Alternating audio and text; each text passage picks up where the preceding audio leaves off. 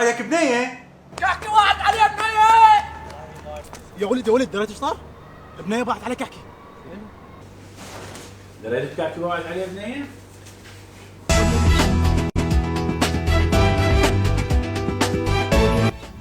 حادثة غريبة من نوعها تجتاح الشارع العراقي، كلما في الأمر فتاة تنظر إلى شاب.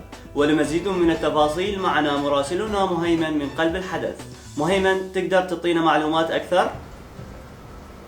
نعم زميلي ضرغام وياي صاحب الموقف. تفضل اخوي، ممكن تشرح لي الموقف بالتفصيل؟ شوف صراحة يعني أنا كنت بس أنا كنت قاعد يعني كل شيء ما سويت، يعني أنا كنت قاعد فاللي باوعت البنية لقيتها تتباع علي. طيب يعني كل شيء زين، قدرت تحصل شيء؟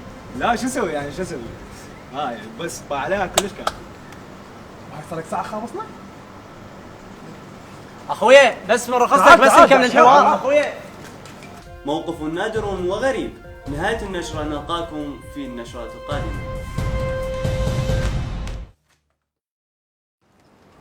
يا ولد بس تعال خلينا نكمل الحوار يا ولد.